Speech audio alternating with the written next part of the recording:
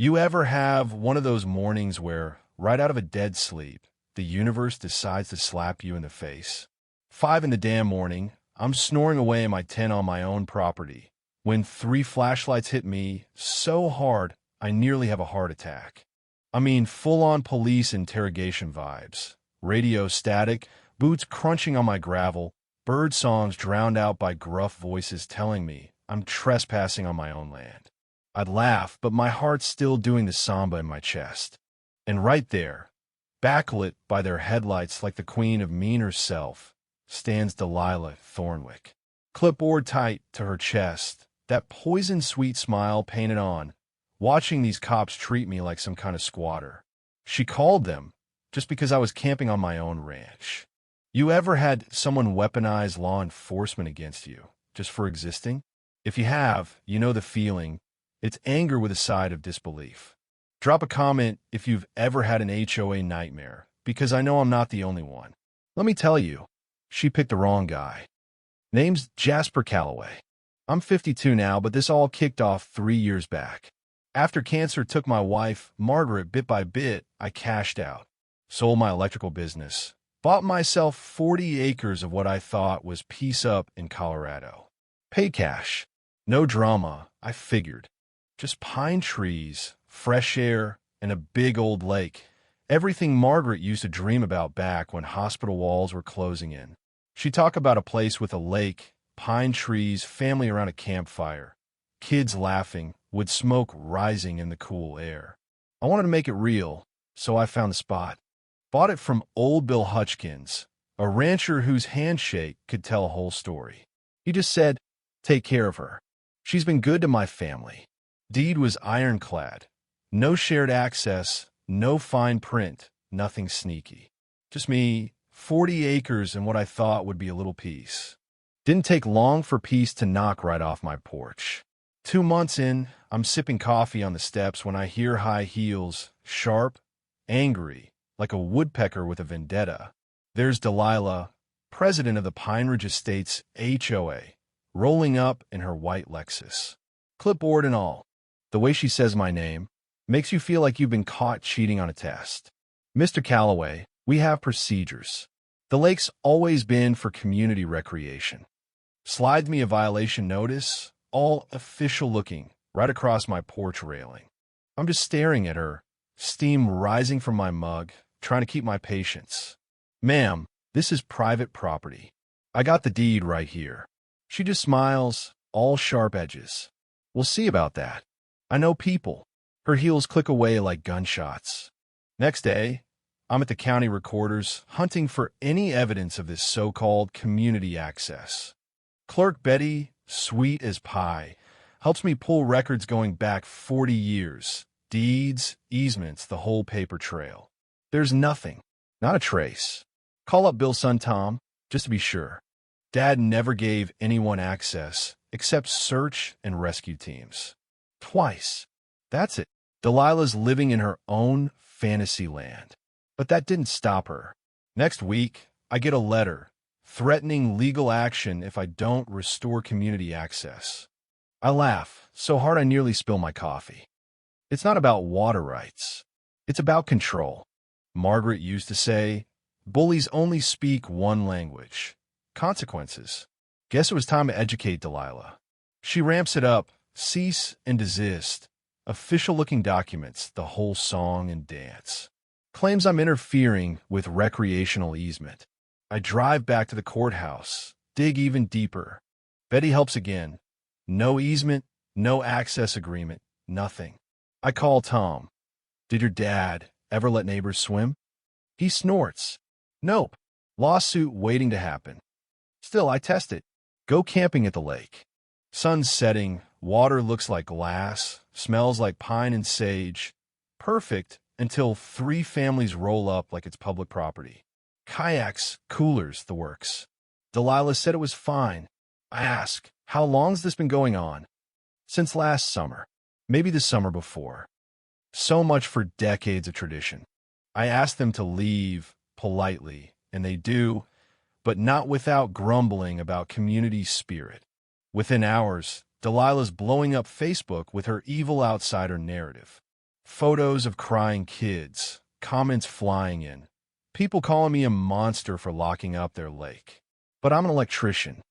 We document everything. Screenshots, timestamps, the works. Monday morning, Tom calls me. Found Dad's old journals. Delilah pulled this same stunt back in 2019. Tried to bring trespassers. Dad scared her off by threatening to call the sheriff. It was never about the lake or the kids or community. It was about seeing who'd fold.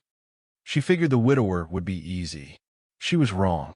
Then she takes it to the county, files a complaint, says I'm running an illegal campground. Inspector Rodriguez comes out, grinning when he sees my little tent. You charging admission here? Just me, my coffee, and a camping chair. He checks the place, gives me the all clear. You're good, Mr. Calloway. Zoning's on your side. Turns out this is her third bogus complaint that year.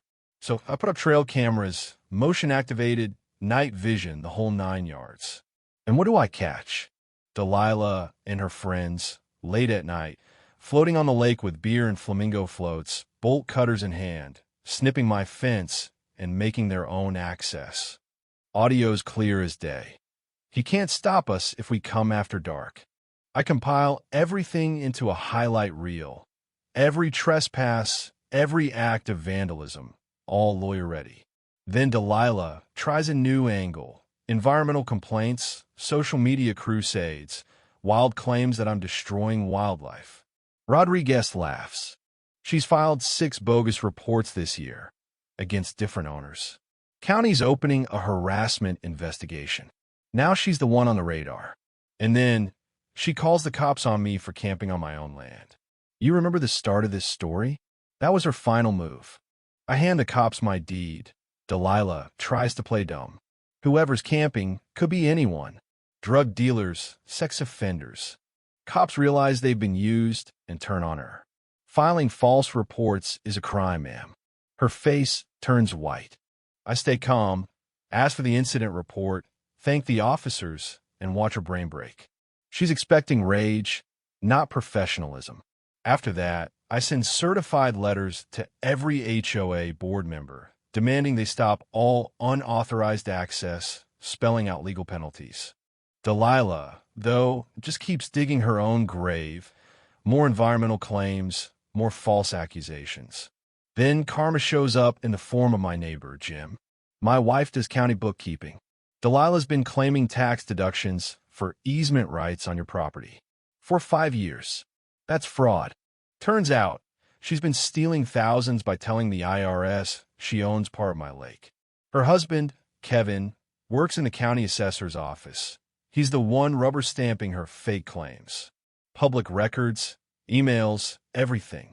She's done this to half a dozen properties, raking in over $70,000 in fraudulent deductions. Now, it's not just about me or my grief or my land. It's about every honest taxpayer she robbed. I team up with an attorney, Sarah, and together with a forensic accountant, a surveyor, and other victims, we build a case for RICO, organized crime. The coalition grows. Trail cams catch Kevin destroying my fence. Audio picks up him admitting to wanting to drive me out. Our evidence is bulletproof. Then the story goes public. Jessica Walsh, a hard-hitting reporter, takes it national. Delilah tries to paint us as extremists, claims we're property terrorists, even organizes rallies and drafts false affidavits with HOA board members. Every step, she digs deeper, coordinating minors to commit crimes, coaching people to file false reports, spewing wild accusations about domestic terrorists. But every time, we've got receipts, cameras, documents, witnesses.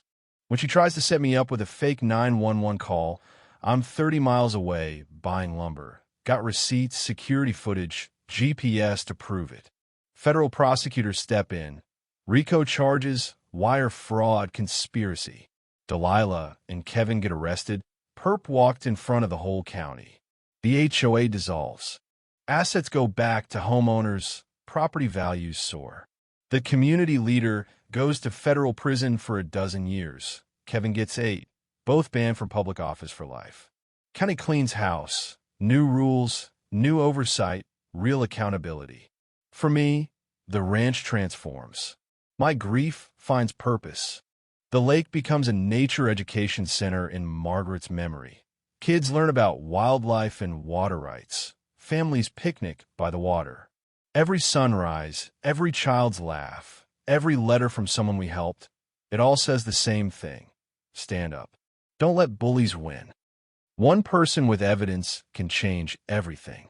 So, what would you have done in my boots? Ever had your property rights trampled, or faced a clipboard dictator who thought the rules didn't apply? Drop your story in the comments. Let's show the world that regular people, when they stand together, can defeat even the most rigged systems and find justice, even after all hope seemed lost.